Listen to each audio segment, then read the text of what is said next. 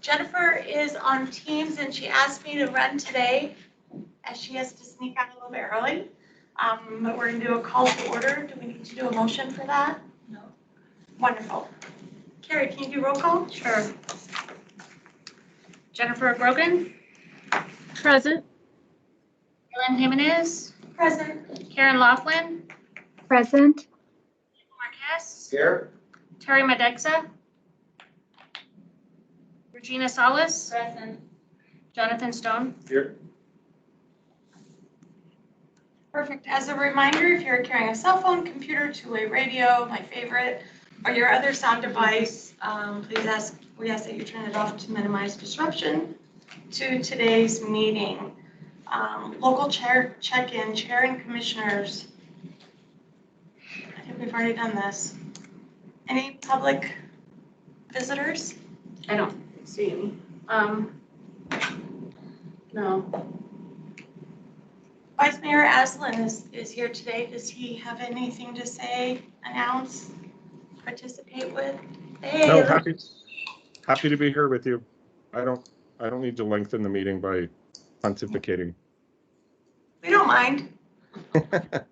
Well, I had a wonderful recess, a nice long break, playing tourist in a lot of different places, and definitely kept in mind what it is to be a tourist and what it is that attracts me to various places as I was running around. So it was a summer full of homework and reflection for the role I have here.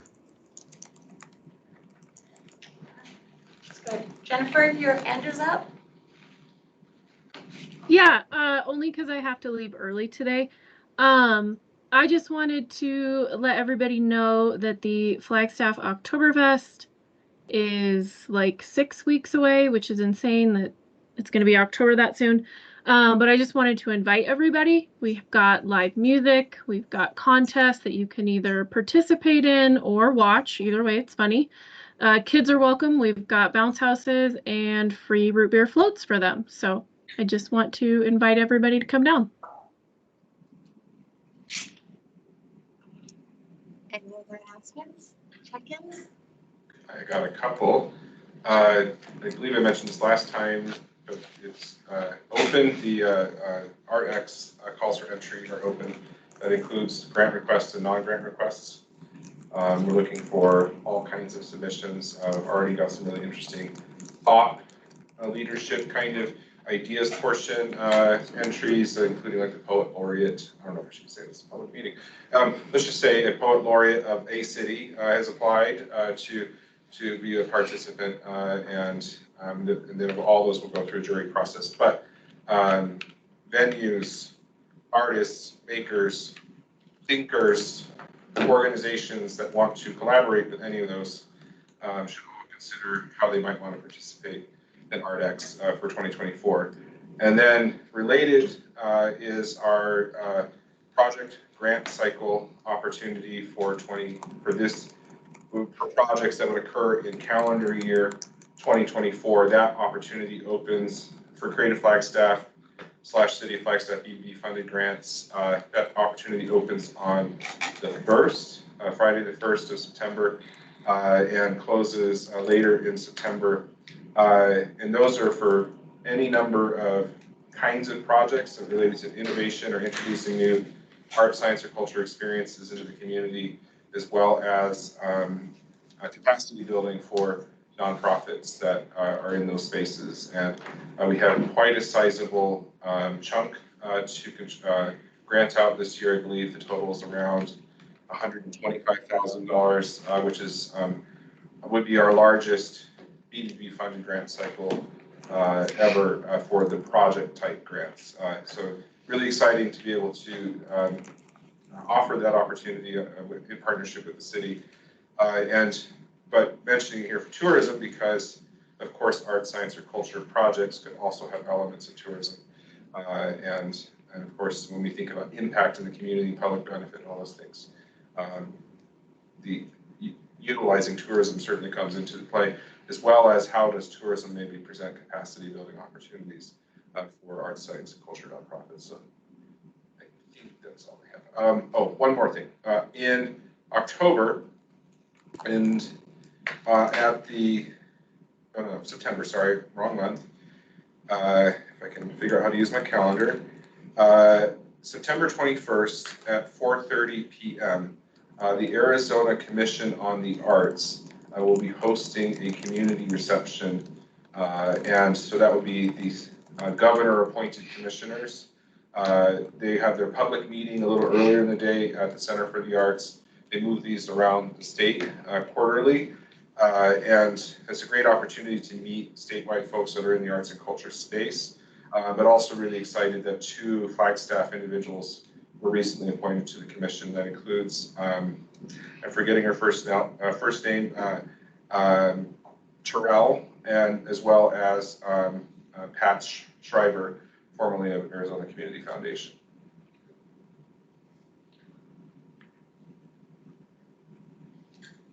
That's all.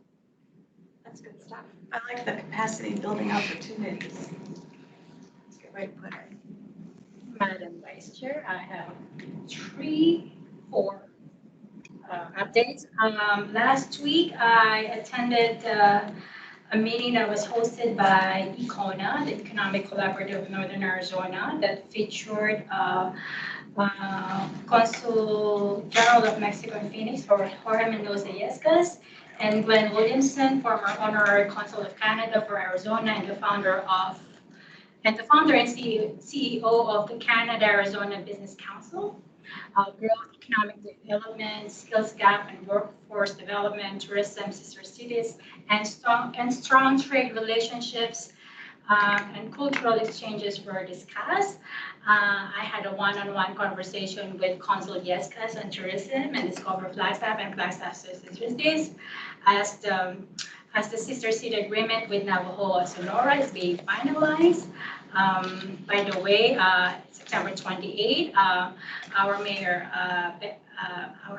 and the mayor of Navajo and the governor of Sonora and some dignitaries will be in Scottsdale on the 28th to formally sign the sister cities agreement with Navajo and Flagstaff. And I will be representing the Flagstaff Sister Cities Board as vice president since our president is not available. So I may be missing that tourism commission meeting that afternoon. I'm not sure if I'm able to attend via Teams because I don't know the schedule. But I also connected with Glenn Williamson, who's the Canada-Arizona Business Council on kind of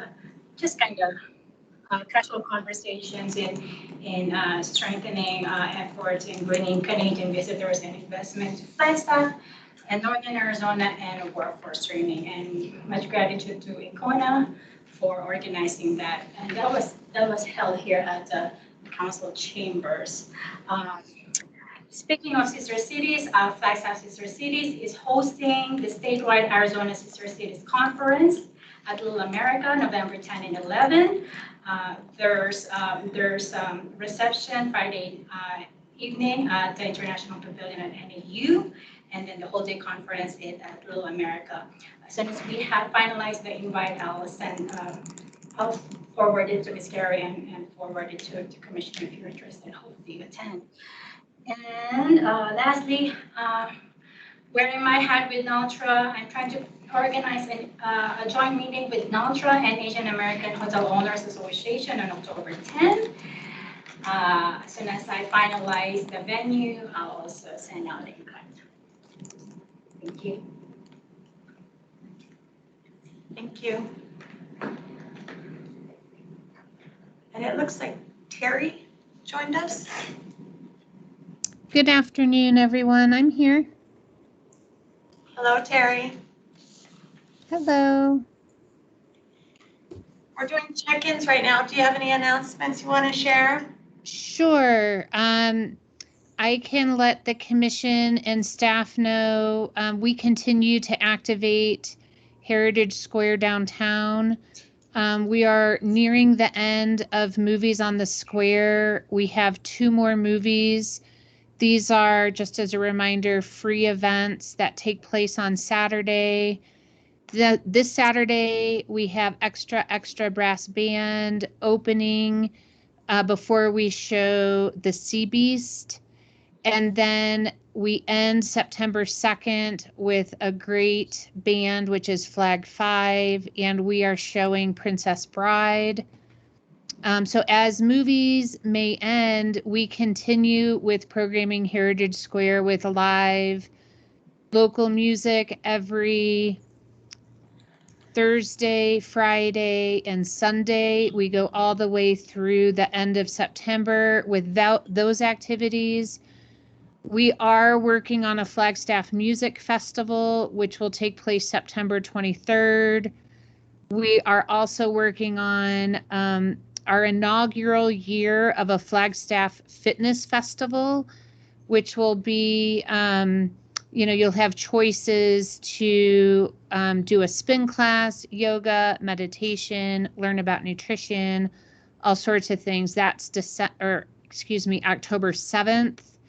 And we're actually partnering with Jen in her production of Oktoberfest, so we can support one another. And then we are also working on our free Halloween event, which is October 31st. So lots of free, family-friendly live music and other events.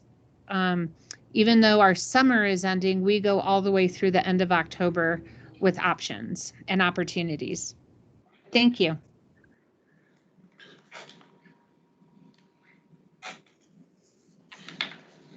Thank you. And now we open this spot to public participation. Do we have anybody who has any public comments? There's anybody from All right. We all received our minutes from our July 27th meeting. If we can get a motion for approval of those minutes that Ms. Carey sent out. I move to approve the July minutes. I second. And a vote. Wise? That's unanimous, almost. I heard him. Next, we have discussion. Michael, you've been working on a restaurant report. Do you have any updates? We are still waiting. NAU is continuing to gather data, and we will have that report out in the next few months. Unfortunately, a lot of folks, the meeting that was scheduled for Friday was moved off to September because a lot of our restaurateurs are enjoying a little bit of end of the summer break before we go into the fall colors. Yeah. Perfect. And then now we're going to be receiving our Flagstaff Regional Plan update. And it looks like Jordan is Yeah, online. hey, I think it says Sarah would be doing this, but you've got me instead. I think she's down in Phoenix having fun seeing Beetlejuice or something like that. So I am here in her stead. So thanks for having me. I am going to go ahead and share my screen. And just make sure, can you all see that okay? Yes. Great. All right. So yeah, my name, for those of you who don't know me, my name is Jordan Hollinger. I'm the associate planner with the City of Flagstaff Comprehensive Planning Program, and I'm also part of the core team working on the Flagstaff Regional Plan update. So hopefully you are somewhat familiar with that project or know that it's going on. It's really about kind of taking our currently adopted regional plan and updating it so that it looks out to a new time horizon of 2045. You may also remember that last year we came to you and about 20 other boards and commissions, and we asked you to engage us in a strengths, weaknesses, opportunities, and threats assessment. I know there may be some new commissioners, so maybe you don't remember that, but we've since taken that feedback and we've been moving forward through the project and working with the public a lot. And we're now at a pretty exciting phase in the regional plan update. So we're just, I'm just back here with you today to give you an update about what we've been doing the last year and what we'll be doing coming this fall. So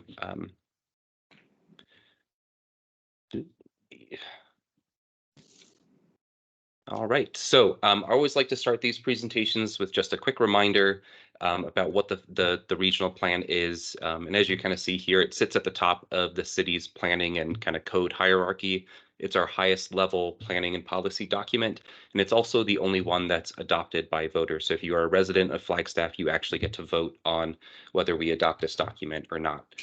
We call it a regional plan because we co-create it with Coconino County to cover both the city of Flagstaff as well as a lot of our unincorporated communities that are just on the periphery of the city, like Doney Park, Belmont, Kachina Village, Mountain Air. Those places are included in the plan. So for us in the city, this serves as our general plan, while in Coconino County, it's an amendment to their county comprehensive plan. So just to take you back in terms of how we're approaching the update process, at the start, we identified 4 phases of plan development. We're currently towards the end of phase 2. Phase 1 included that SWOT assessment that we did with you all and other boards and commissions. And that first phase was really about preparing background materials. We produced what we called snapshot webinars that were kind of informational about different topics that the regional plan covers and presenting current conditions. Presenting data on current conditions in those webinars. And then just kind of creating excitement about the plan was a big part of that first phase. So since last fall, we've been working through phase 2. The theme of phase 2 has been what's possible or what's the vision for the future of Flagstaff. And I'll talk a little bit about what we've been exploring in that space and what's to come in the near future. We're at a really exciting phase in the plan. We're really close to putting kind of pen to paper. And yeah, that's a really exciting phase for us. So last fall, we started phase 2 of the plan update through a series of visioning workshops. Maybe some of you attended these or one of our other workshop series that I'll talk a little bit more about later. We held total of 11 of these workshops. We spread them throughout the regional planning area. And we had a central or focal question that was, think about where and how you live, work, and play in the Flagstaff region. How can we build a community together that allows all community members of the region to thrive through 2045 and beyond? So during the workshops, we had 4 stations that included a station where we asked what's possible, what's the vision, and that was a card storming, a vision statement. So participants could write down a vision statement and put it up on a board. We asked people to consider what challenges or trade-offs we need to plan for, and that was we presented different questions and allowed people to say, this is a question that I think is really important to answer, or maybe this isn't so important to me personally. Then we did a community asset mapping station as well, where we asked people to think about the things that make Flagstaff strong. And then we had a 4th station, which was a little less formal. It was a talk with your neighbor station, and it just facilitated conversation with other community members, and there was always a staff person there facilitating that. So in total, we had about we had over 150 workshop participants. We also had a survey on the Flagstaff Community Forum running alongside these workshops, and we had about 130 respondents to that as well. So close to 300 participants in that first kind of initial engagement push. From the workshops, we heard a lot about what the community values and kind of what they want to see for the future of Flagstaff, and ultimately maybe what are some of the central themes that we could incorporate into the next regional plan. Probably, and this is probably not a surprise to anyone, the most frequently cited element of the Flagstaff community that people value is our natural environment, our open spaces, our parks, and really ensuring that those are things that people have access to well into the future. That was heard loud and clear at pretty much every workshop we held. We also heard about a desire for more transportation options outside of single occupancy vehicles. We heard a desire to see better housing options and more affordable housing options. We saw this push for a more equitable future for Flagstaff residents. Retaining our unique community character was also something that people saw as really important and something that people really value. And then people also talked a lot about government accountability, and they wanted to see City Council and the Board of Supervisors be responsive to community needs and also accountable to those needs as well. So moving from kind of that conversation around values and maybe some high-level community visions, we are now in a process called scenario planning. And scenario planning is really all about testing ideas and trying to understand how different ideas or policy directions may play out in the future. So to do this, we are using a software called Urban Footprint. We call this a sketch modeling software. And this type of program really allows us to test different ways of allocating land use, growth, and development throughout the region. So ultimately, we can say things like, or we can model things like, if we're going to grow as a community and we grow in this particular way, with this land use pattern, what does that mean for things like driving behavior or water consumption, housing prices? So Urban Footprint has lots of different outputs that we can look at, all kind of grounded in that idea of kind of land use patterns. So in the scenario planning process, right at the start of this process, right at the start of this year, we convened what we called a technical advisory group. And this is a group that's really been helping to advise us as staff and our consultant team on the assumptions and data that we're bringing into the scenario planning process. So currently, we are kind of coming to the end of that group, looking over materials from our workshops and developing what we call scenario themes. And that's a process that really involves taking a broad set of ideas that come from the community and distilling them down into narratives in terms of land use, growth, development that we can model using that software Urban Footprint that I mentioned on the last slide. And this is really important. Once we finish creating those themes and actually doing the modeling work that is happening right now, we will bring those scenario themes and the model results back to the public so that they can see what each one means for our community, and they'll ultimately help us pick a preferred growth scenario that will kind of set the basis for goals and policies in the next regional plan. So an important element of this process is that in addition to kind of creating what I would call maybe policy directive scenarios that kind of set policy direction, we are also testing them against a scenario of what if we do nothing, or what if we let kind of current and recent trends continue into the future.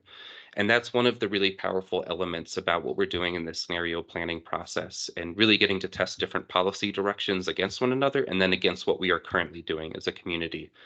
So as I mentioned, later this fall, we'll bring these back to the public so that they can see what each one means. And again, we can look at things like carbon emissions, housing costs, water use per person, and that kind of thing through this modeling process.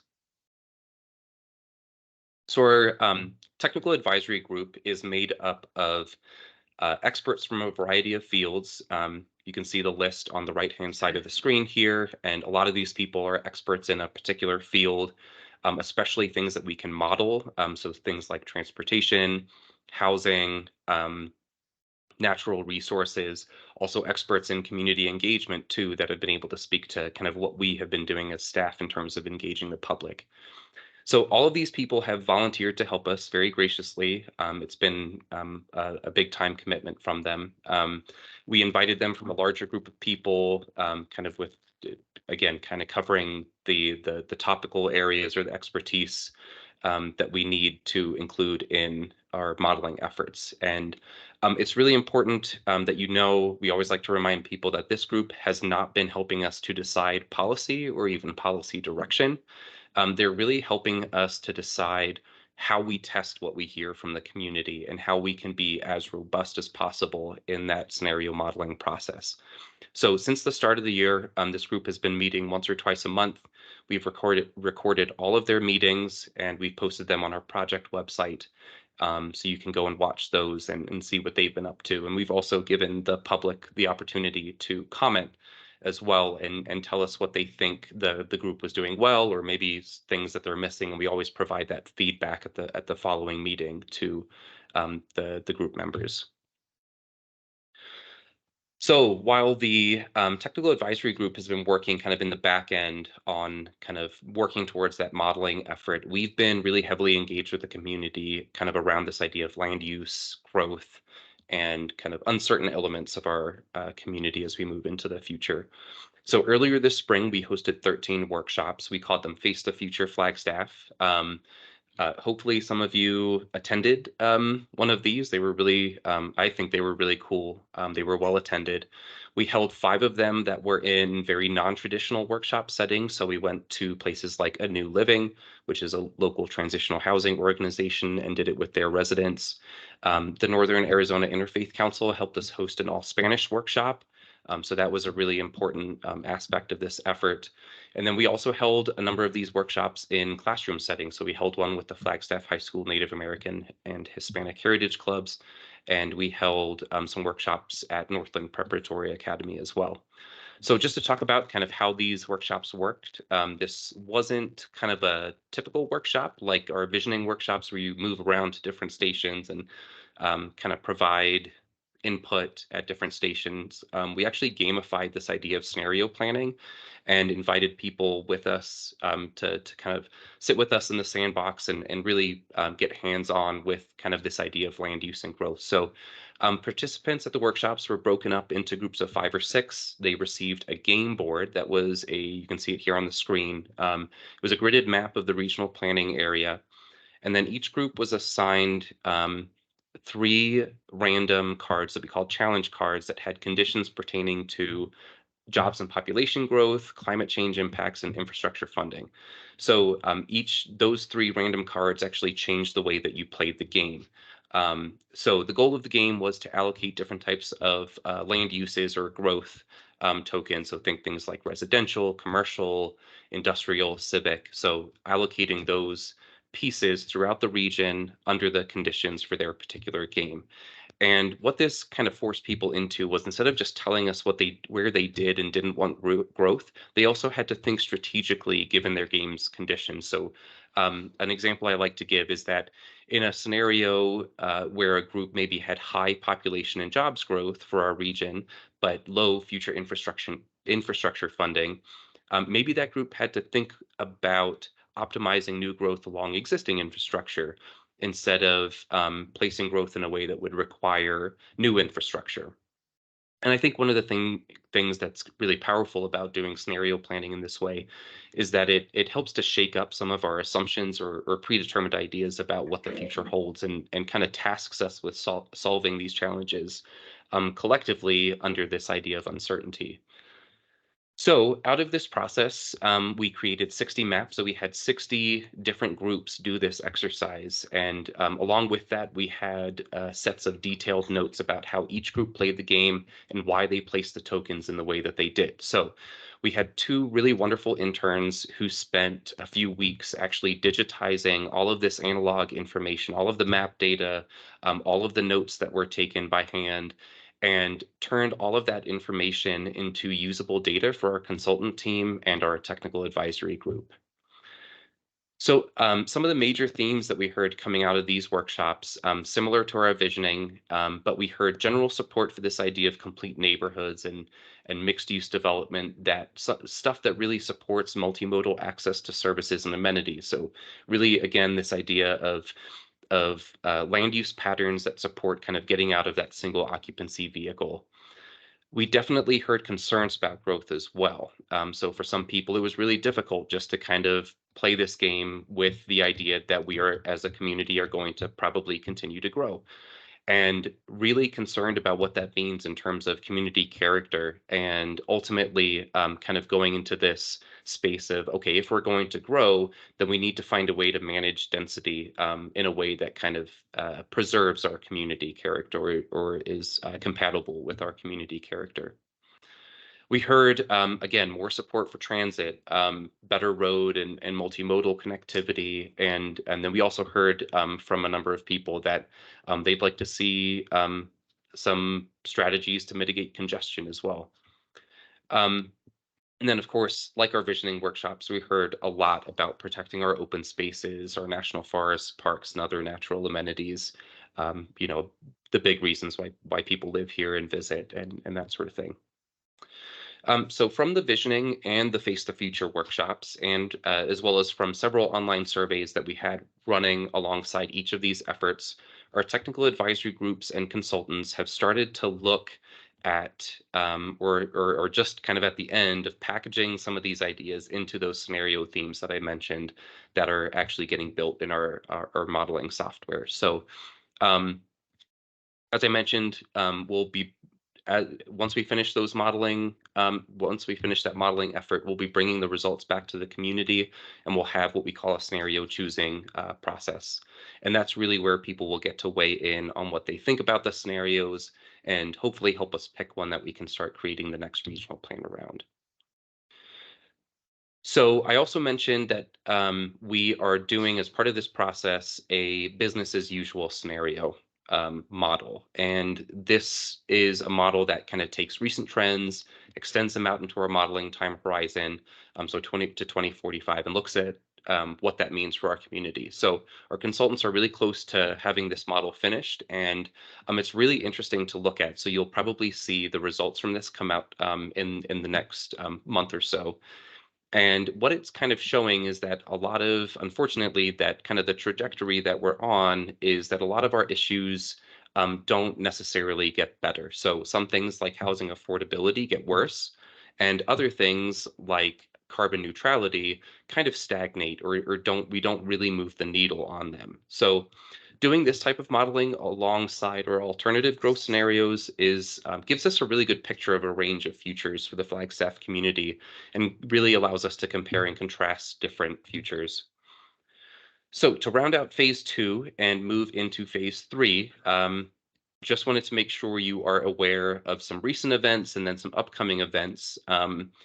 Probably the most important one is the scenario choosing, which I've mentioned a couple times, but we did have a couple weeks ago, we had our 5th tag meeting, and that was really looking at kind of our final scenario themes. So if you're more interested in what those look like, we do have a recording of that on our website. Please go check it out to kind of see what we are going to be modeling or finishing up modeling over the next month. And then we'll have the actual modeling results will hopefully be presented to our technical advisory group towards the end of September. So keep an eye out for that meeting recording as well. And then, of course, I've mentioned it a couple times. If you take nothing else away from this presentation, remember that in November, probably towards the beginning, middle of November, we will have the scenario choosing workshop. And this is such a critical phase of the regional plan update because this is the point at which we are actually going to start setting policy direction. So please, please, please keep an eye out for information about those workshops. We will be sending out postcards to every address in the city and the unincorporated communities that are included in this. So please keep an eye out for that and attend if you can. So after we've done kind of all this work working with the public, identifying the things that people care about and doing the scenario modeling, we actually have to start writing the plan. So that'll be kicked off by that scenario choosing process. Then in terms of writing the plan, we are currently convening a city and county manager appointed committee to oversee the writing of the plan. And the way this works is that we have received 34 community member nominations from city council members and the board of supervisors. And we put together a staff report that looked at kind of what those people's expertise was, what their interests are, where they're located in the region to make sure that we're getting good representation from all neighborhoods kind of throughout the region. And now we are awaiting the city manager and county manager to review that report and invite roughly 20 or so members to be a part of that committee. Our hope is that the first committee meeting will take place in September, maybe late September this year. And throughout the writing of the regional plan, the intention is that the group will meet 1 to 2 times per month. And I think it's helpful to note that this is not a formal city or county commission in the way that you all are. So the committee will get to set its own rules on things like quorum and operating procedures.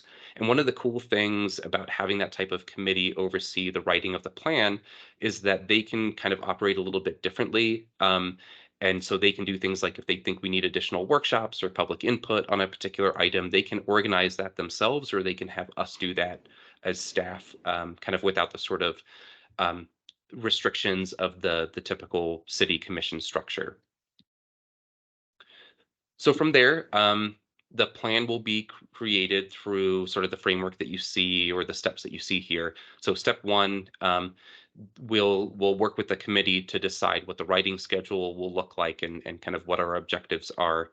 And then that the first step in writing the plan will be to review that chosen scenario and start crafting the land use chapter for the next regional plan. So remember that the regional plan is kind of really centered around this idea of how we use our land. And of course, land use then has implications for pretty much everything that you see in our community, from natural resources to water use to transportation. So once we work through that land use chapter and kind of create the framework for land use in the region, we'll start looking at kind of other chapters. What other chapters do we want to include? What goals and policies do we want to be setting around those? So we do have certain things that are required by state law, like transportation, that have to be included in the plan. But there are certainly other elements that aren't requirements, but that we can work with commissions and other people to include in the plan as well. So then it's really about iteration until the committee is ready to endorse a draft for our legal team's review, and then ultimately our required public review.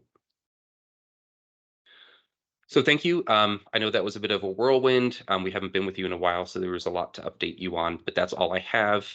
You are always free to reach out to myself or Sarah Dector. Call us, email us, whatever, if you have comments or questions about what we're doing with the regional plan.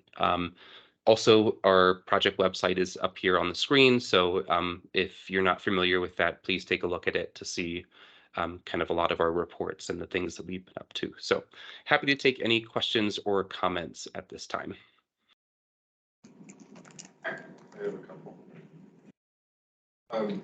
It's Jonathan Stone. I'm curious about the community engagement. I really appreciate the diversity of types of engagement. I was just wondering, is there like a benchmark for the degree of community engagement for these kinds of plans? Because I saw 200, if I remember correctly, 285 individuals on one slide and 100 and something or whatever on another slide. And I know this isn't like necessarily statistical modeling, but it doesn't with statistical significance in terms of that participation. And so I'm just wondering if the how does the participation numbers? I mean, I'm certainly thrilled about the variety of activities and just that compare maybe to other plans or best practices. Yeah, thanks. That's a really great question.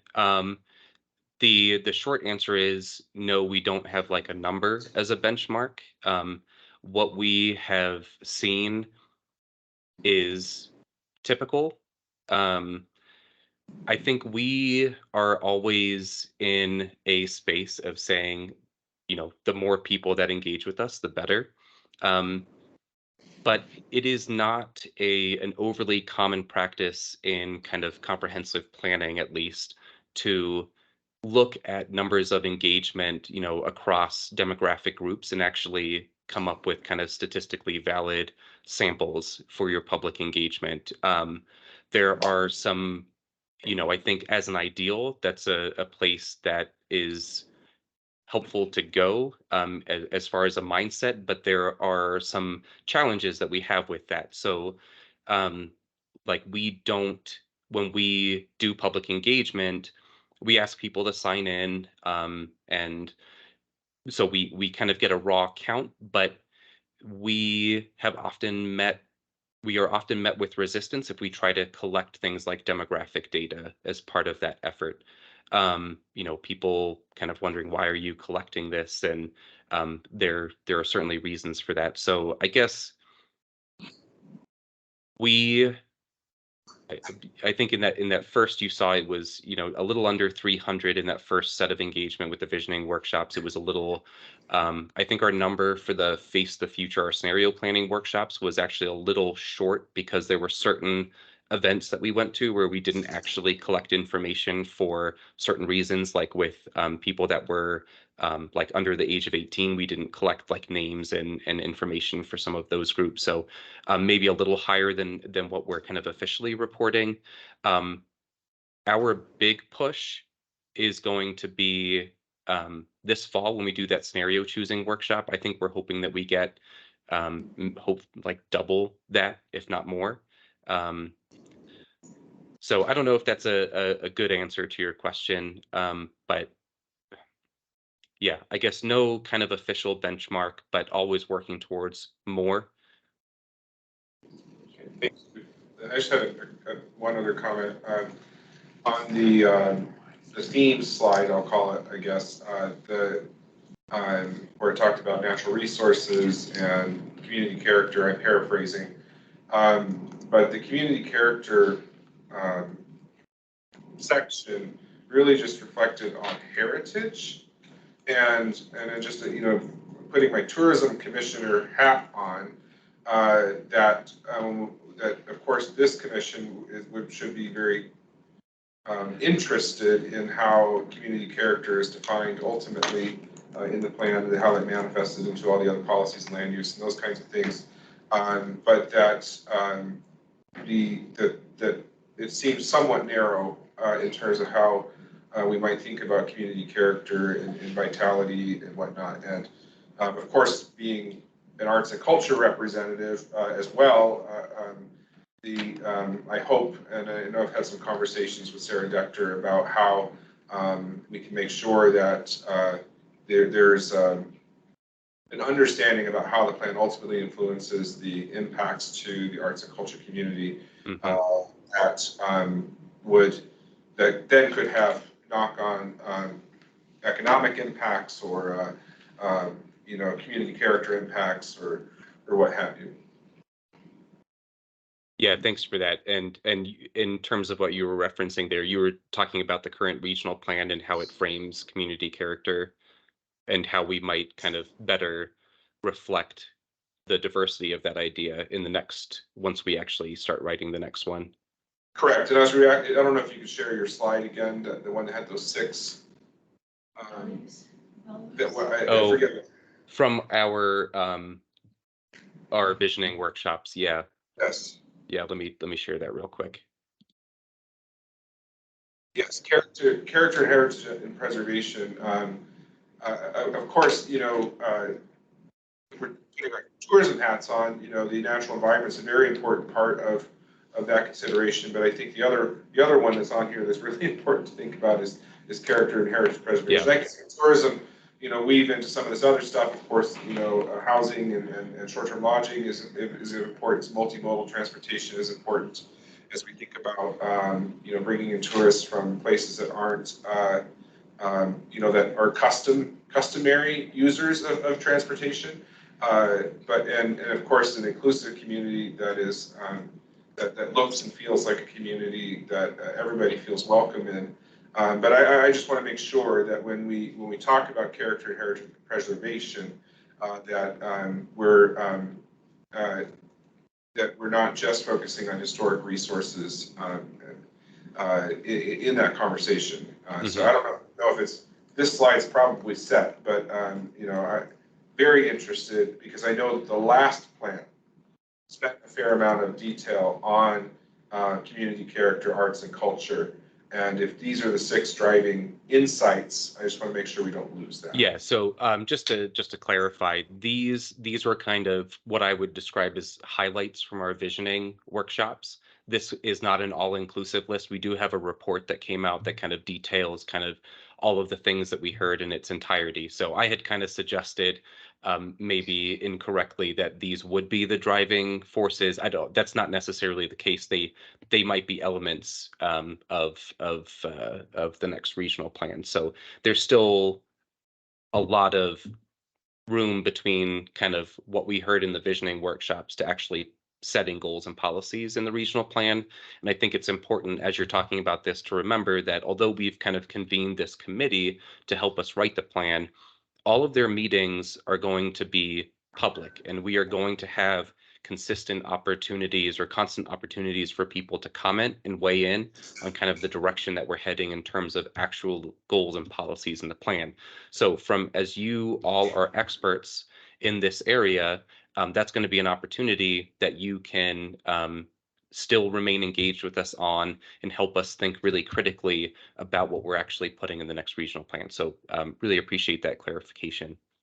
Sure, and thank you, and that mimics some of the conversation I had with Sarah, but I just wanted to say it here because for the benefit of the other commissioners, if they have any thoughts to that end related to character preservation and these points, that we exercise our abilities to provide that feedback as the process moves forward. Great. Yeah. This is Michael Marquis. I had a question. Do we specifically in this plan, are we looking at tourism as a driving factor of Flag that affects all of the things on this current slide? Because in the past, Flagstaff has kind of planned around itself without really considering that we have millions of other guests coming to see us and enjoy our home. Yeah. So we had in the currently adopted regional plan, we have elements of tourism. And I think it's in our economic development section that we kind of set some goals and policies about that. So the answer is it has. We have not actually started writing the next version of the plan. So I would assume the answer would be yes, because it is such a critical factor of our community. What that looks like, which I think was kind of what we've, the conversation that we've had so far, is a really important question that you all will probably continue to help us with as we actually put pen to paper. Does that kind of answer your question? Yeah, thank you.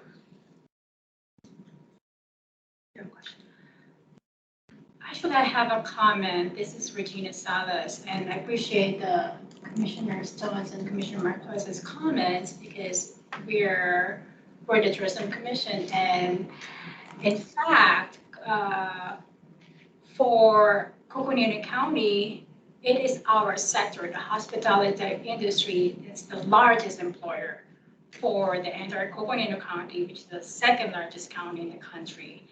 And I'm kind of surprised that in this highlights economic development and sustainable tourism were not identified. I do have like just a quick juxtaposition of this visioning insight and compared it with the current key community priorities as identified in the priority-based budgeting. Because I know regional plan is looking into the future, and I saw Heidi's comments that there's always an economic development and tourism component of the regional plan, and I will be interested in views how does that looks, and also a robust, resilient economy as identified in the City of Flagstaff key community priorities.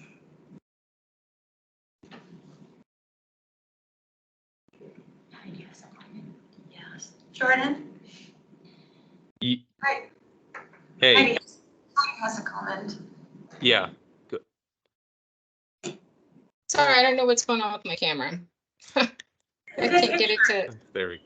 I can't get it to stay put. But anyway, Chair, Commissioners, Heidi Hansen, Economic Vitality Director. If you don't mind, I just wanted to say that Jordan, I am close to the regional plan, and Sarah always includes me quite extensively. And to rest assured to the rest of you that there is always a tourism section, and we get asked about how it's written. And so we'll make sure that you see that. I'm actually, while we were doing this, I was trying to open up the regional plan so that I could show it to you specifically so that you feel a little more comfortable with what Jordan's presenting. And so what I'll do is I'll have it actually sent out to you. I'm looking at it right now, and there's a lot of pages. But at any rate, I just wanted to let you know there is that. And then there was sorry that you're seeing half my face. I seriously cannot get my camera to adjust. Give me a second. I really am sorry. What was the other question? There was someone else said a question, said something. I was gonna try to answer it, but at any rate, yeah. Sarah Dector has been doing this a very long time, and with all others, including Jordan, and they know clearly that this is important. Oh, I know what it was. Dave McIntyre in Economic Development is currently been working to secure a vendor for Economic Development Master Plan that was asked by our council. Thank you, Councilmember Aslan, to put together so that we show that we have, a plan moving forward. And so that will be coming before you at some point too for discussion and for assistance and things like that. Plus, we'll be basically letting you know when we have focus groups and all of that. So there's going to be a lot going on, but I would have to tell you that in each of these, there's no way tourism isn't going to be involved in this, or in some cases front and center, because it is the #1 economic driver. So I hope that makes you all feel rest assured, and we will make sure that Trace knows and Carrie knows when all of that's happening so that you can participate. Thank you, Heidi. That was super helpful. Jordan, I have one more question. Sure. This is Ellen Jimenez, and thank you for the presentation. You guys have done a lot. Question though, why 2045? And then one more, all of those headings there, you could probably just add "and tourism" to every single one, and it would work great. Yeah. So first question, why 2045? This is a 20-year time horizon. So we are, the goal is to have this adopted in 2025. So that's when we expect it to be put on a ballot measure for people to actually vote on it. And then that is kind of the standard time horizon that we're looking at. And there are some kind of technical reasons for that, like some of our modeling efforts get really fuzzy the further out you go. Like it's really hard to kind of model beyond that point a little bit, but it's just kind of our standard time horizon for a general plan in Arizona. And your second comment was kind of about adding tourism to all those things. I do want to just be clear again that those items, I think this is maybe a lesson for us in terms of what we're putting up here as highlights, but the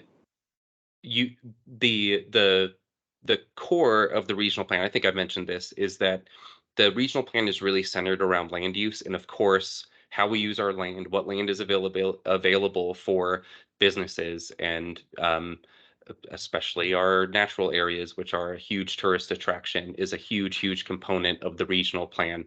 So you are absolutely right that almost everything we do in the regional plan will have a tremendous impact on tourism. And that will be made loud and clear once we actually start creating those goals and policies. So really appreciate that sentiment and acknowledgement that what we are doing is really important for this commission in particular. Thank you. Any other comments, questions? Any questions online?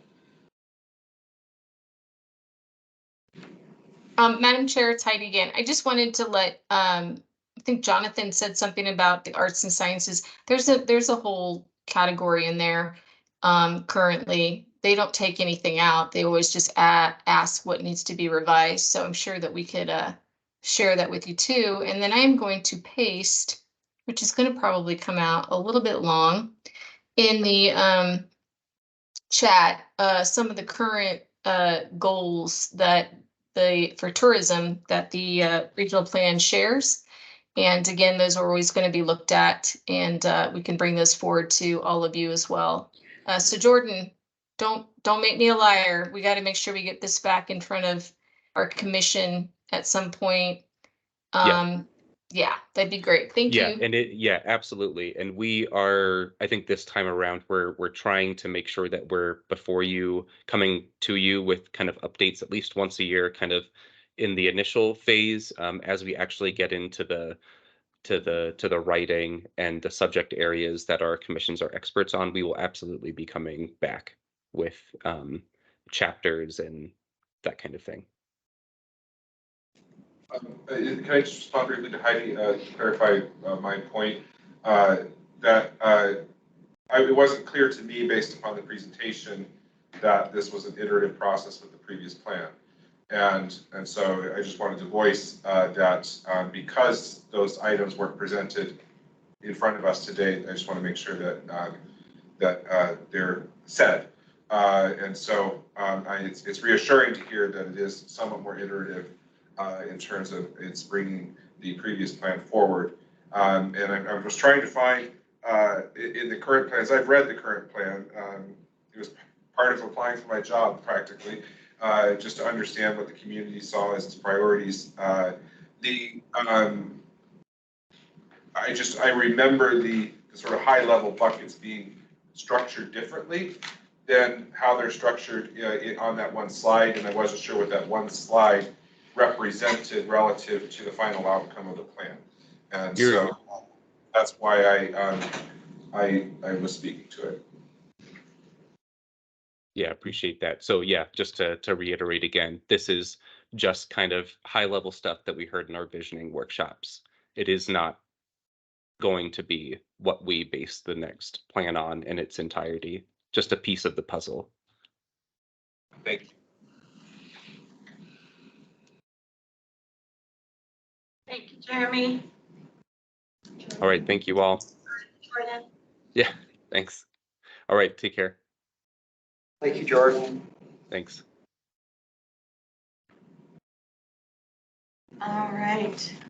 Next up on our list is the attractions report. Heather, are you ready for that? I am. Hello, everyone. Let me just go ahead and share my screen. Perfect. Well, hello, everyone. Again, my name is Heather Craig. I am the Marketing Operations Specialist at Lowell Observatory. And this is the Northern Arizona Attractions Report for, we have the numbers for July of 2023. And as you can see here in the raw numbers, the summer is looking quite good for all of our locations. We're really starting to get that tourism back and those numbers back up to pre-COVID numbers. And then we can see that here in this report as well. Things are looking quite a bit better than 2022. And so we are just really starting to get numbers back to what they were. So here is my chart that for the total admission that does not include the Grand Canyon National Park. This was updated from last month because the train, the Grand Canyon train did input their numbers. And so in June, we really did see a big leap back up into towards 2019 numbers. And then here is that adjusted chart that does not include the train for this month because they don't have their numbers in for July yet. And then looking at the Grand Canyon, they did see quite a big decrease in visitation. This might be adjusted later on. Sometimes they add numbers from different locations. But so this is what the Grand Canyon was looking like. And then here is our weather report. It did seem to get a little bit, quite a bit hotter in July than the past years. But then our average minimum temperature was up there with 2021 and 2022. No snowfall. And then we did see quite a decrease in the monsoon season. So July, we really didn't see as much rain as we've had in the past few years. And so this, I believe, contributes to visitation to a lot of the outdoor locations increasing and doing quite well in July. And then some upcoming events for our locations. So this weekend, there's quite a few things going on. Saturn is at opposition at the observatory, so that's always something to go up and see, as well as on October 14th, there will be a Southwest Annular Solar Eclipse. We'll be hosting a party up at the observatory. There will be some food trucks and just awesome solar viewing. And then the Museum of Northern Arizona is opening their collection center this weekend, as well as the Arboretum is going to have their summer garden party fundraiser. And so a lot of awesome things coming into the fall, happening around Flagstaff. So that's just always fantastic to see. And then, yeah, that is what I have for you guys. If you guys have any questions, please just let me know. Any questions? Thank you, Heather. Yeah, thank you so much.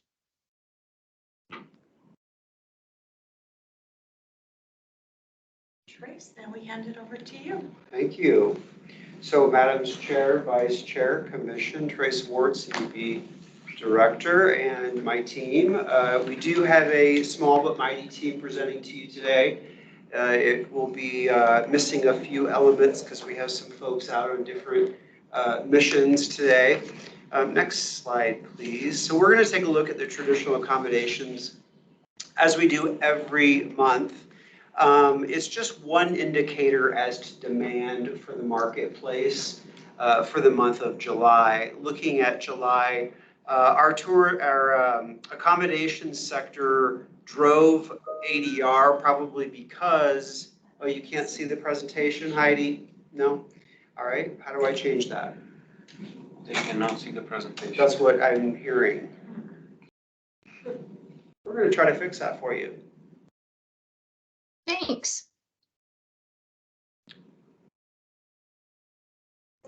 No idea, maybe just get out and get back into it and see if it.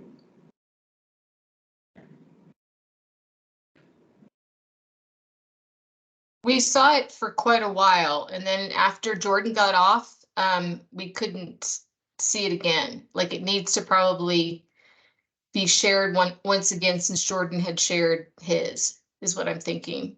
That might sound too simple, but I think that's what happened. Yep. How about Restart, reboot. do you see it at all now on Teams? No. Plan B. I don't know why it doesn't work this way anymore. And maybe Councilmember Aslan, shut your camera off. I have no idea if that's going to help, but. There we go. Oh, you can see them? Yep. Yeah, we see it now. Thank you. Okay. Interesting. All right. It's a reshare. Terrific. Well, as I was saying, It just left again. I'm so sorry. Okay, now it's back. Did you hit anything, or did it just do that on its own? Yeah, I just had to. Y'all Okay. see it now? Yes. Yeah, and Carrie's monitoring it here so I can tell when it goes off. So this is just one indicator in terms of demand for the marketplace. Generally speaking, ADR will trail occupancy. You have a tough time delivering more ADR when the demand's not there for that. So it's rare to see ADR above occupancy unless there's an event that happens very close in. And like a big snow event, that kind of thing, then your ADR will stay high, your demand will go down because of the event. But in this particular case, occupancy for July is up almost 5%, and your ADR is up 2.6, giving us a 7.6% lift for the month of July. There's really not a lot of explanation other than we're driving demand as a community. That's both the individual partners and the Tourism Bureau, giving folks key drivers and reasons to plan their trip to the city. Now, the beautiful thing in that is that the accommodations metrics are folks who come prepared. They come with the means to spend the night. So that's really one of our key drivers, and one of the key missions that we have is to drive a customer that's prepared, that shares values, that has the means to spend the night, those sorts of things. So that's why this in particular is important. As the hotelier on the commission, I wondered if this matches your hotel statistics or metrics for this month. It's good to see the increase across the board, occupancy and the ADR. July was a busy month in Flagstaff with groups and festivals and activities. And so yes, at my location, we did see this. We had another record producing month in July. And then we're seeing it still in the future. So what you're seeing on the screen there, it's not going to stop for a minute. So We're you have hoping it's gonna. pre-sale that's high as well. Yeah. Pre-sale is good. They're booking in advance. So they're planning fall trips. We're also seeing folks booking now for holidays. Jonathan. I'm trying to think in context around these numbers. I really appreciate seeing the occupancy increase in the RevPAR. I don't know to an extent how related that is to occupancy versus, where there's some rooms offline or something like that. But if you look at the average daily rate of 2.6%, what I'm wondering is how does that compare to the fiscal health, let's say, of hotels? Because it would seem to me that inflation would be beating maybe what they're taking in and how they're being able to respond to that. So I know that's a question that Michael's trying to get to the bottom of with respect to our restaurants, et cetera. So I'm curious if it's possible that if there is some way of considering this data in the context of the inflation that Flagstaff has experienced. We can get inflationary numbers and put them up here, so you can always do that. It's going to be product to product. It's going to change because a select service and a full service are just apples to oranges. And in addition to that, you're going to have the supply chain is going to be different per. If they're branded and non-branded, they might have different challenges or less challenges with the supply chain. It's yielding product is what we call it. And so it's impossible for us to say other than to say what is inflation looking like over a particular time period. But it's, again, going to be a sliver of the picture for any particular business. Are they having issues with, like I said, supply chain? Are they having issues with their brand? Is their brand charging them more per month than they did? There's just a lot of movable parts when it comes to these businesses. So this is not a complete picture. It never will be. But comparing it to inflation, we can certainly do that. That's easy enough for us to find and throw up. Well, I just wasn't sure if maybe there were some additional maybe industry metrics rather than just the inflationary number that somehow looks at inflation. So I know it's a complicated number to consider with all those factors you mentioned. But, of course, I'm always thrilled to see numbers increase. But I think all of us that are operating businesses and stuff also see the other side of the numbers increasing too, and just so that we're cognizant of. Yeah, we always are. We don't take our foot off the pedal just because we got a great number, right? I'm not suggesting you think we do, but we don't. And we understand that there's very complex set of circumstances around any business, and inflation and minimum wage, and there's all kinds of stuff, But this is the one thing we can say, that because we live initially and importantly at the top of the funnel. We're driving demand to the city. When I can get mom, dad, and kids here, they're going to eat. I can't guarantee you where they're going to eat, but they're going to eat. So we pull them in, we try to target psychographics and behaviors, people with means, things of that nature, but they're going to gravitate to their own psychographic and behavior while in market. So, yeah, and to answer your other question, no. There's nothing that I know of that could aggregate what you're talking about to give you a picture that is more complete than this, other than, like I said, to throw up and we have a hotelier right here that works in it every day on property. So how would you like to answer that question? I wouldn't actually compare it to inflation. When we call it yield management, so it's about supply and demand. Much like airlines, you buy your airline tickets really early, and you know you're going to get the deal.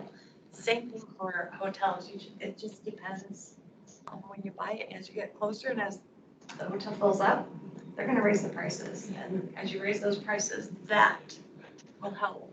But even looking at the percentages and the numbers here, that's going to be an aggregate number there. So a lot of hotels were going to be well over that 80% mark. And if Branded you ones will, in particular. yeah, branded ones in particular, Yeah. or ones with really good DOSs. Yeah, that's right. There you go. And I would tell you that segment, that particular segment, those owners are looking at RevPAR. You know, that's what they're gonna be judged on. And again, I'll look to you, you talk to management groups and owners. And that's what we're judged on, and it's that revenue per available room, so that's that time of year, well, any time of year, especially Flagstaff, you want all your rooms available so that you can make sure you get an ADR in every single room with that occupancy. So yeah, RevPAR is a huge indicator on how well you're doing for your ownership. And they'll compare it to a competitive set. Every hotel's gonna have their own competitive set, which we're not purview. We don't have that information, you do. So they're gonna know a little bit better on how each hotel did. But this is a good demand indicator because about, 60% of the people who come to Flagstaff spend the night. And then about 40-ish are the day user. More conversion people, right? Yeah. I mean, I look at occupancy increase and that's great. That means more demand in the rest of the community in terms of services and food and beverage and whatnot. But, I'm channeling my inner Michael in the sense that I know he's interested in restaurants, but it was just making me think, this doesn't help me understand the health of the hotel business, right? And I don't know if that's for me to try and understand, but that's just wondering that's going on in my head. It's the top of the funnel, and I think that's the beauty of trying to have a diverse tourism commission is to say we have an Ellen here, and Ellen is on property. So I turn it over to Ellen and say, what do you think, and how is the health of your business? This is definitely going to be the top of the funnel. That's a true statement. As it goes down to a net profit, I got nothing for you because it really depends on how they yield their product, how they manage their product, are they branded, are they not branded? There's a lot that goes in. I saw there was a comment from Karen on the screen. Oh, yes, and I'm sorry, Karen. I'm terrible. Please. No, that's okay. I'm not there in person, so I get it. That's fine. I have to agree, honestly, with the comments that both you, Trace, and Ellen are speaking about. I will tell you, for our month of July, we rocked it. We've been doing so month over month. Our occupancy has been running between 96 and 100%. And this has been inclusive of Sunday and Monday nights, which is very, very much a rarity for us. So I think, as far as inflation and, what might be going on here in the community, we're still seeing some of that. We do see some rate resistance, but when it comes to our occupancy and our RevPAR, we're killing it over here. So I'm happy to see that we're still continuing to see that trend, and we have been since March. So we're not seeing any type of a decline here. I think, as far as like the restaurants, we have so much more culture that's coming into our restaurant, into our city. So people have so many different options now. And I think we'll still continue to see that grow. I think there's a lot of buzz and excitement regarding restaurants, the activities, the festivals, everything that's going on here. I just feel that, year over year, we're going to continue to see this grow. The biggest concern we have, of course, is going to be labor, the increase in wages and so forth. And so, those are definite concerns that we have to address, from our side, and how that could impact us. But, I think, what Ellen said too, that, we're seeing business that's coming in further out. Group business is starting to book through 2025. So we're really, we're still seeing the trends, and I think we're still going to continue to see that growth. And I think overall it's going to be very positive for the city. Thank you. Well, that was all very helpful to help me understand. Thank you, Karen. You're welcome. I'm just putting my thinking hat on here as NALTRA, and I've seen numbers through the years. I wonder if, as another form of metrics for the commission and the industry, how often can we, I know when I was on council, council would get the BBB sales tax collection on an annual basis. I wonder how feasible it is, and that will be a Mr. Ward and Ms. Hansen question. Can we request for BBB sales tax collection every quarter and kind of juxtapose it with Yeah, it's public. Yes. Anyone can find it, and I can Yes, aggregate it, put it out there for you. Yeah. It's normally going to run around 45 to 60 days behind. Yeah. So I'm going to be going back to show you what BBB collection. And again, there's always going to be that inflation built into that BBB, or you're going to have it. It's not a complete picture. We always assume that it's tough for the tourism businesses in Flagstaff, always. And so we're constantly trying to find the most quality customer we can to make sure they spend the night, that they're exploring, that they're diversifying what they're doing. They're getting all the information that they can so they can be educated and inspired to do more while they're here.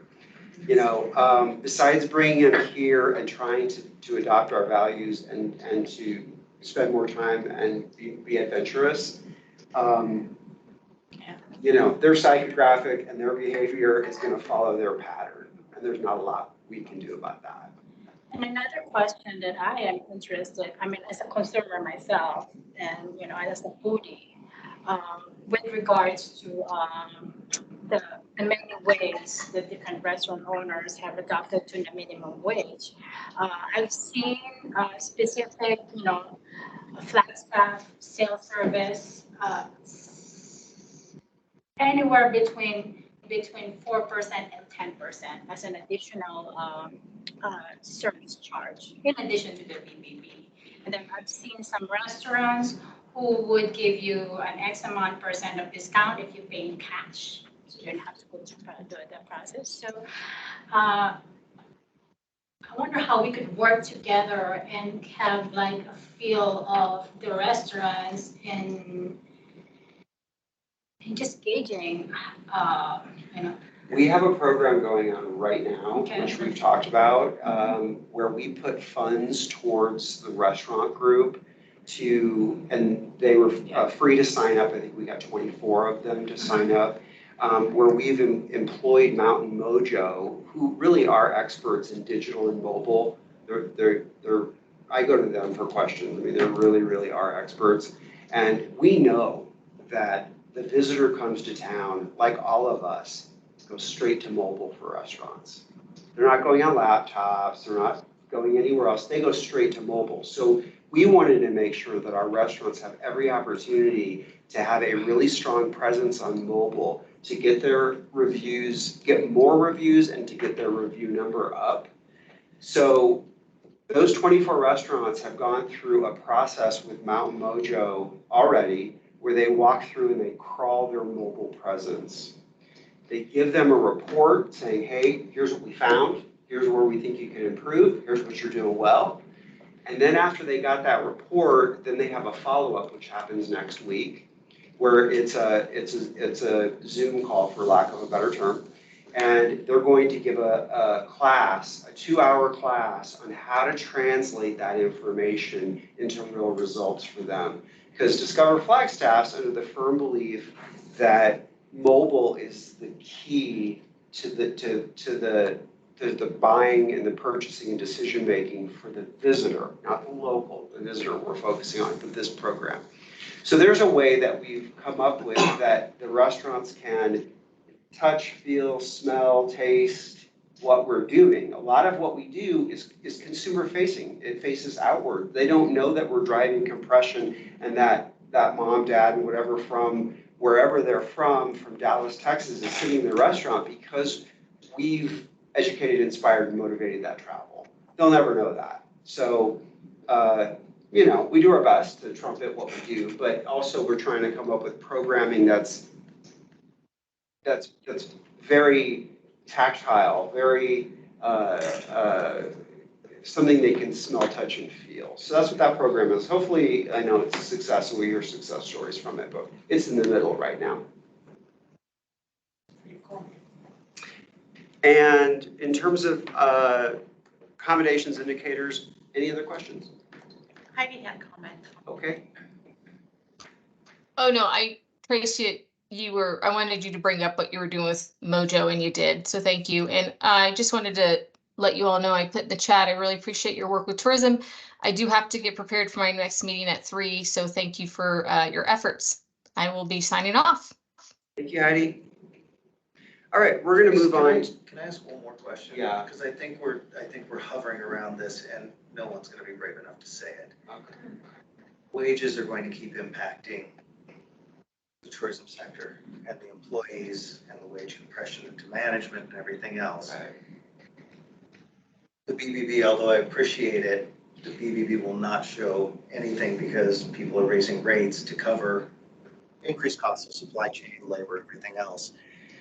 I think one of the things that would behoove this commission to look at is the elasticity of the typical traveler in the U.S. I was recently in Palm Springs, and you know what I said? I said, my God, it's cheap to eat out here in Palm Springs at a very nice place compared to being at home. And I think this commission is going to have to look at these realities of the economics of specifically Flagstaff within our borders on the elasticity of how much our travelers are going to continue to spend on us as an option because they have the whole world to choose from. And in the coming years, this is going to be huge because at some point we're going to become too expensive. And then where's our BBB revenue go for all of our libraries and parks and airports and all the things that we love while we live here? This is a big, big thing. I hope this restaurant study is going to address some of these through the questions, but I think we're going to have to deal with this at some point because even these numbers are showing, yeah, they're going up, but I don't think they're telling the real story. They are not talking about the viability long-term of all of these independent and very interesting and unique shops and businesses we have. That are the whole reason people come here to see us. Yes, we have natural wonders, but how many people do you see flooding downtown and all of these favorite places? So I would urge as a future agenda item to look at the long-term economic viability of what makes us interesting in our current labor and supply chain world. If I may speak to that, and I understand that Discover Flagstaff is at the top of the funnel. And I'll have to go back and take a look at the ordinance to see exactly what our responsibilities are as commissioners here. But I am very curious about the health of the sector, and it's encouraging to hear what Ellen and Karen are saying about their specific properties and flagged properties. And that's really interesting because it's been a while since I've been to Palm Springs, but I'm surprised to hear that Palm Springs is maybe more affordable than Flagstaff. I was surprised too when I got the check. And I'm sure that we do this, but I'd be curious to see, like, are there benchmark communities that we look at and, like, that the different, how do our ADRs or whatever else we're comparing, like, look to some of these other benchmark communities that are we getting more expensive than, and I'm curious about that, and so obviously, as being the top of the funnel, the job is always to drive it forward, but at the same time, like, there's this economic development study that's happening, and I'm wondering what Tourism Commission's role is going to be in helping to have a conversation around, the strategic plan on economic development for the tourism sector, which is beyond just driving visitation. It's looking at the health of the sector from a viability standpoint. Of course, there's other people that ultimately do that work, but. So I don't know if Karen can have some backup info in talking to our guests that are staying, and I'm just using my hotel as an example. The only ones that are really concerned about restaurant prices are our corporate businesses. And the corporate business are the folks that are coming monthly, weekly, every 6 months, maybe quarterly. They are the only ones who are really voicing concern about our prices in the restaurants and where eateries. The leisure guest is not voicing any concern. I think they just expect that they're gonna pay, and they're picking restaurants to go to. So I don't know that we're there yet, and I know I'm just one hotel. So I don't know, Karen, if you have, oh, she's got her hand raised. Yeah. No, I agree with you. I know that our corporate sector is definitely feeling the pain. And especially those that are staying up here, weekly or, bi-monthly, they're feeling it. I have 2 restaurants here on property as well, and we've had to increase our pricing a little bit, but we're being very cognizant too about how we are pricing. I know from a personal standpoint, and what I'm hearing, I'm on Nextdoor also, there's a lot of chit chat about the restaurants and a lot of chit chat about adding on an additional fee to help cover costs. So rather than increasing rates, they're adding on additional fees. So I think, yes, I think that the topic about restaurants here in the city, we really do need to take a look at, I think, in more detail. But I do believe that inflation has absolutely hurt this town. We're looking at just so many different factors here with the wage increase, as I've mentioned. But I do think that we need to look at that and not set ourselves in a place where we are just outpricing ourselves that people aren't going to want to stay. Or, I am hearing a lot of chit chat about the restaurants. And that's from locals mainly, Karen? It's from locals as well as our business travelers. I'm hearing a lot of that, and not so much about our restaurants, which I'm kind of surprised, but about eating out in town. So we have great relationships with our corporate business travelers, and it's interesting that we need to figure out how to not set us so far apart that people aren't going to want to stay. I mean, they have to. I mean, a lot of people have to stay because we're a dry market still. We're on the 40, we've got the 89. So people are going to stay. They're still going to find places to eat. But when you're a family and you're now having to go to McDonald's because that's the cheapest place to eat here in town, and you're still spending $65 for 4 people, that's a lot when you think about it. So I do agree that, I think that we need to take a look at some of what's going on, as far as restaurants. Definitely. Cool. We look forward to the report. And in terms of benchmarking to another destination, it's not that easy. And part of the reason why is because the destination is going to have a completely different ratio of hotel product. It's going to have a completely different ratio of restaurant product. you're not gonna get any information that's worthwhile. You can look, I mean, they're all gonna be experiencing an inflation that you're gonna see across the country. That's gonna be happening. Some cities are gonna be worse than others because of different taxes that they have. Yeah, and we're happy to add that to the agenda, but I need guidance as to what you want that agenda to say and what do you want to discuss from that? It's gonna be tough because, like you said, different markets are different. But if I'm a traveler and I wanna go, I've got 3 places I wanna potentially go see, at what point does Flagstaff price itself out of that middle of the bell curve of a typical traveler before we're only to a luxury traveler?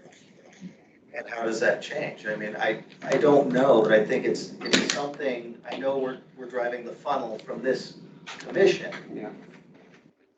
But what if we can't drive the funnel anymore because, the funnel opening is only this big for the top X% of travel? It's just something I think we should be aware of because it's going to change how we message, how we brand, and how we sell ourselves as a destination if we're cutting out a lot of that market because of price. I'm not saying we are or we aren't, but there are economic factors at play here in Flagstaff that are very different than a lot of other mountain towns because of wage and it takes a lot to get materials here. It's a thing. We're not in a major metro area.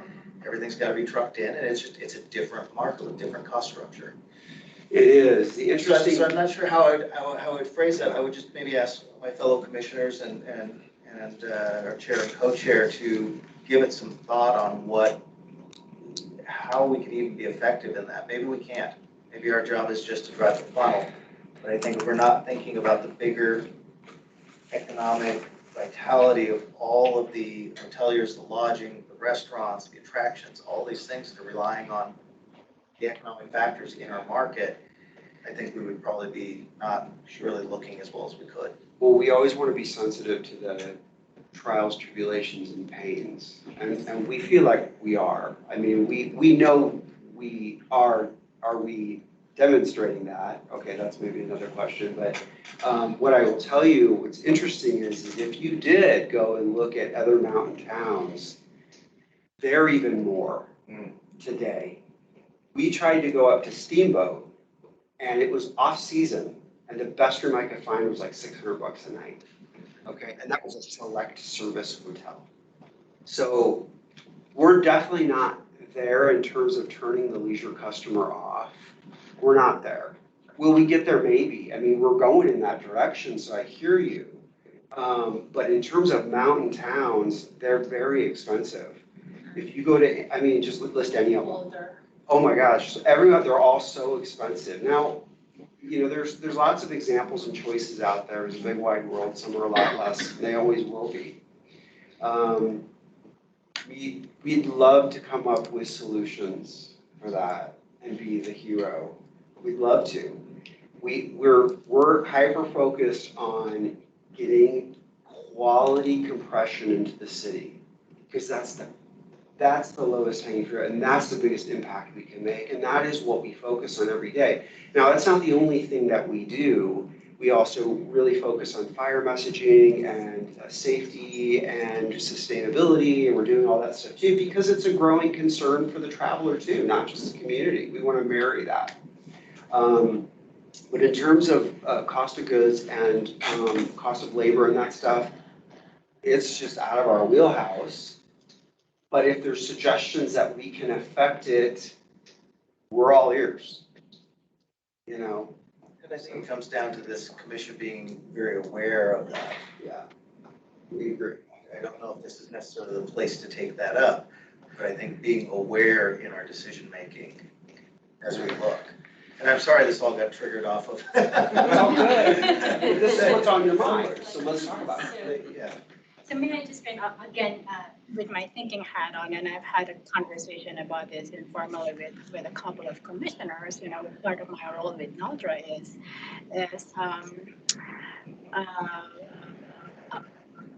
to initiate an industry happy hour / roundtable informally on a regular basis, so we can have this conversation. And of course, there will always be like, of course, like call to action, what minimum wage, the future of, the industry viability and all of this. And stay tuned, hopefully, it will be well. So I don't have a date yet. I don't have a venue yet. As soon as those are finalized, I will put the word out. And of course, our fantastic fiscal and Flagstaff, they're always going to speak. And We will participate. yeah. But this conversation needs to continue. And again, I'm all about what can we do in terms of. And I can say, I'm sorry, I interrupted you. Yeah, call to action. Well, what we can do, and one thing that we focused on is the quality of the customer. It matters. They're gonna spend more. They have the means to do it. So we've been hyper-focused on quality of customer, trying to get a customer of means to the city, and we're also focused on off-market. Because we know there's times where the city just doesn't need as much help, right? And there's times where it does. So we're trying to really focus on off-market programming, quality of customer, those sorts of things. And I say quality, please understand, I just mean a customer that comes prepared, spends the night, that kind of thing. That's a way we can help with that. But again, we're just a group of folks who've been, have different skill sets and been doing this a long time. We don't know it all. So we're open to discussion and to learning from other DMOs, which we do. We try. We crawl a lot. We stalk DMOs to see what they're up to. Ones that we know do a good job. So it's a tough one. And I apologize for derailing on the first slide, but Vegas gonna kill us because this is 2 months in a row. Oh, good. It's in your packet. It's on your mind. Well, I'm just mindful of, at least the way I think is not just about the top line, it's also the bottom line. And ultimately that, the information that's presented is just showing the top line, right? And because I'm not a hotelier, I'm looking at these numbers, I'm like, they look like they're interesting and maybe good, but, I don't understand what that means ultimately to the bottom line. And I'm not just thinking about the bottom line in terms of, and I'm mindful that we're at time on our meeting, but not just interested in the bottom line in terms of like, how is that affecting sort of a rocks, we can have, the most profitable hotels in the country, right? Because then, that's a singular focus that doesn't necessarily result in a good economic mix or something. And or maybe it represents that we've turned into Steamboat and all of a sudden, like, then what happens to a community that has a much more university residential base and other things that Steamboat doesn't have. Steamboat is a tourism destination. So that's why I mentioned what I shared so. Well, and throw something else out there. We have 2 comparison cities in Arizona to also look at, Scottsdale. You read my mind. I was about And to say that exactly. Scottsdale and Sedona, right down the road from us. And I don't see our hotels getting anywhere near what they are charging there, even during slow season. And restaurants, they're gonna charge an extra there too. Well, and part of my reaction as well was like, I'm looking at these ADRs of $130 something, and I don't know what Scottsdale's ADR is or Sedona's ADR, right? I suspect it's probably higher. Sedona's 400. It is. So, but they're not also dealing with the fact that this is a stopover on an interstate route that kind of travel is pushing down, but is, like, how do you run a business on $130 a night? I'm like. That's healthy for Flagstaff. Okay. Yeah, that's healthy for Flagstaff. And it is an aggregate number of both mom and pop, so to speak, and branded. So it's healthy for Flagstaff. Yeah, as a citywide ADR. It's the highest ever, put it that way. Branded hotels. Yeah, and the other thing, the beauty is we have folks like Karen who is regional, so she can give us examples. She can bring to us and say, okay, well, here's example from a hotel that I intimately know all the facts about from a different city, and she can compare them and say, here's what's going on. So if you guys are willing to do that, Absolutely. to I think that compare a would few other good to know. cities, It would be fascinating, Okay. honestly. Yeah, and that's real life, doesn't get any, you know. so I think Karen and I both have that Yeah, with our hotels in various cities throughout the state and outside. so maybe some stats on both for next meeting. Now, we are gonna be talking about Route 66 next month, so that's gonna take up a big chunk. But when we do this slide, This is my presentation. Our star comes out every Tuesday and I sit there, I honestly, I just wait. Is it coming? Is it here? Is it here? Why is it late? Sure, okay. Well, appreciate the conversation, and are we comfortable to move on to the next slide? Oh, Karen. Hi, Karen. I know. Hi. Did you have any other input? Oh, we're past 3. Sorry. No, I think it's great conversation. I'm really enjoying this because I think we do need to look at things a little bit more deeper. And, the Discover Flag, you do a fabulous job. You do a fantastic job for us. But I do think there's just some things that we probably need to touch on a little bit more from the overall tourism aspect. And of course, restaurants is one of that. So I'm really happy to be a part of this. And, like Ellen said, we can get some stats. I have stats. I can bring in, some ideas of what we've done here in the past. And, we can look a little bit more. I'm sure I can reach out to Visit Phoenix. I have a relationship with Eric Kerr, and I can reach out to him and see if he can provide us with some more statistics too, and see if that might, give us a little bit more insight. We'd have AOT come speak to you too. Actually, they would have it all. They would, well, they're, for A lot of it, Arizona. because they're doing star presentations now. Yeah, so we can do that at a later date. Forecast. Later date. Okay, thank you very much. Commission, it's completely up to you whether we continue with our presentation or not. I have to deliver an audit to my auditor. Okay. Oh, so you've got another couple hours? He's like, I got stuck at that commission meeting, I'm so sorry. We need 4 and a quorum, so if you have to go, Jonathan, it's then up to the other 4 on the call to say what you'd like to do. It's completely up to you. I'd be willing to stay if we just hit highlights for maybe 15 minutes. And We just can hit the do it. big ones. We can do it. Is the rest of the commission okay with that? Yeah. Do 15. Karen, 15 minutes? Yes, I'm good with that. Thank you. Go. Hi, Meg Roederer. I am the manager for Global Travel Trade Industry Sales. I'm going to present on media and film. The first slide, we have a look back. We have very wonderful numbers. We did 14 print articles and 63 digital articles in July. You can see up there the stats that I've reported. I just want a couple coverage items. We covered the outdoors, trails, beer, things to do, dining and stargazing. Media highlights included MSN.com, which is the most beautiful college towns. Great article there. Broadcast covered our Lunar Legacy again. Lunar Legacy, the 50th anniversary was in 2019. Every July, we're going to get Lunar Legacy coverage. So it keeps living on in that Lunar Legacy spirit. So a lot of media coverage continued on broadcast. Arizona Highways featured stories on Dark Sky Brewery. Phoenix Magazine focused on hiking, and the Arizona Republic showcased our summer wildflowers.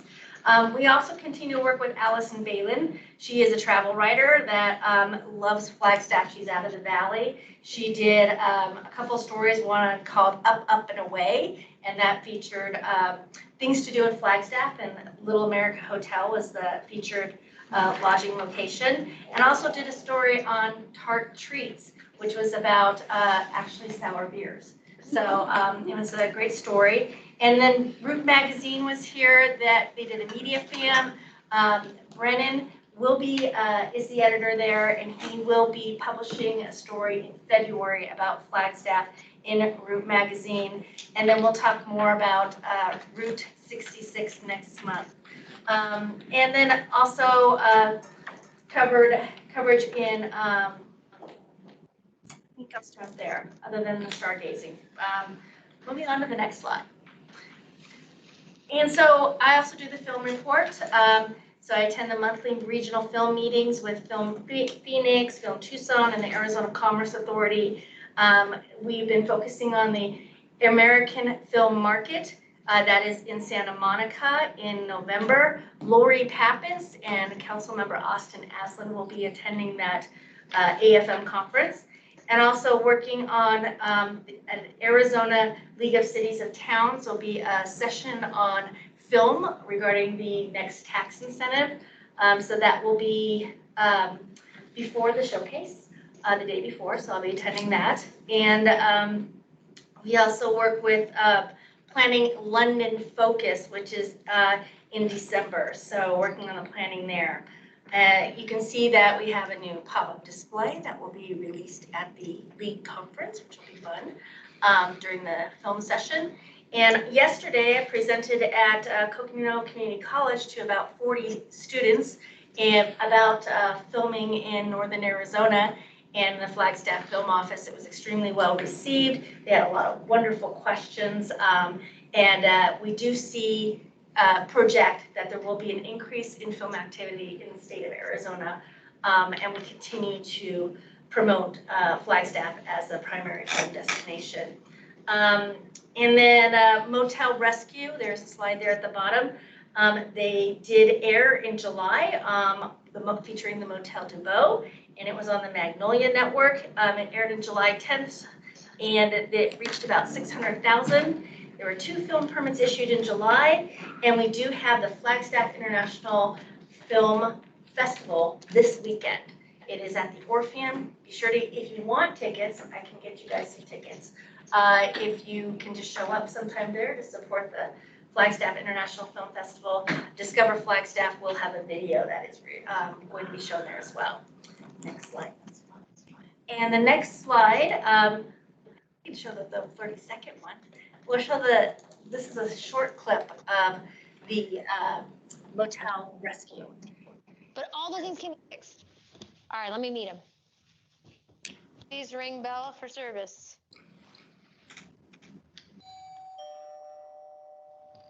Hi there. Hi, how we doing? Good. How you doing? I'm Lindsay. Lisa McCulloch. Nice to meet you. Nice to meet John you. McCulloch. Nice to meet you. I'm chilly. I'm cold. Welcome to Flagstaff. There's a bunch of snow. That's it. You got a cool place in here, though. I really like the lobby. Thank you. Looking forward to a refresh. Yeah, refresh. All right, let's go talk about it. Sounds what do you good. say? Look forward to it. Sounds good. Let's see what you're looking for.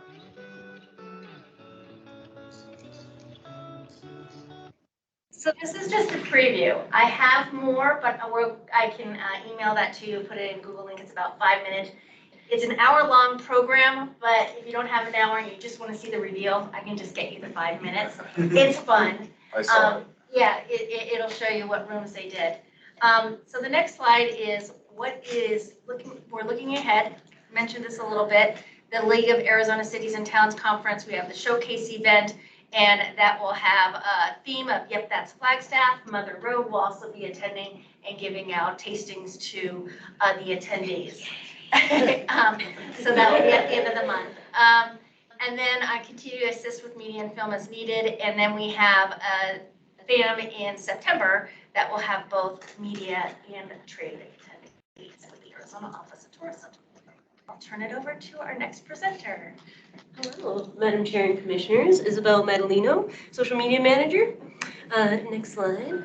So we had a pretty good July this past July with a couple posts reaching in double digits. We did some heavy lifting with the Route 66 car show, which of course paid off with a 40K in reach. Although I do have a little surprise for next month, so that'll be a secret. Since we're moving fast, we'll do the next slide.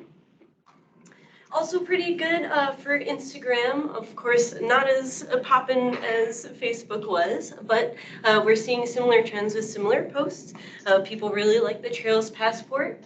Also testing a Flagstaff Would You Rather, just to see if we can get some more engagements on posts. And we did. We got some pretty good engagements. So for that one, we did a Would You Rather go hit up some places downtown, grab a pizza, or would you rather do our Trails Passport? Some people said both, some people said one or another, and it was pretty cool. A good little experiment for sure. And of course, we're doing the Trails Passport 1, 2, 3 and continuing that into the rest of the fall. And also touching on, we're gonna start heavy lifting on some reels as well. So I'm working on some more reels for next month as well. You'll be able to see, I was able to go to Eno Wine Lounge, Walnut Canyon, Meteor Crater, some cool things happen. Next slide, please. Flag Haps was really, really good in July. It was my best month so far, with an average of 37 to 39% open rate, which is phenomenal in comparison to an average of 35. Yeah, next slide, please. So looking ahead, as I had mentioned, we've got some reels. Wonder Wednesdays is coming to an end, and that's a little sneak peek into my surprise. Of course, partner support festivals. We've got a few this weekend coming up that I'll be heading to. So my next project, instead of Wonder Wednesdays, is a Throwback Thursday, kind of a look into a historic history into Flagstaff, so comparing of then and now. So I've been gathering some photos from the Arizona Historical Society, and I'll do a comparison of then, some old photos, and take a picture of the current, and do a comparison with some fun facts. People really like the fun facts. Yeah, and fall content coming soon, and as I had mentioned, reels. And that was a fast and furious presentation. Great job. Yeah, we're very proud of the work you're doing. I want to just celebrate you in front of everybody, because your posts are getting engagement, and it's a lot of fun. It's a great voice that you're putting out there, so good job. I'm having a good time. That's important. Yeah, right. We want you to have fun. Exactly. I'm sure that is our presentation today. Thank you very much. It's awfully short. We still have 7 minutes. Maybe you want to watch the rest of us, how rest. It's a new record. Quick, now we're gonna expect you to be this quick every time. I can, I mean. Let's make a motion to close. Do we have a motion? I move. A second? Yep. So moved? Yep. I across the board. Thank you very much for everything today. It was you. really Thank good, you, and I think everybody. we really like the in-person. Thank you, everyone. Thank you, Karen. Thank you, Karen. Bye. Hi, Karen. No, do I still have your right cell phone number? I think what's,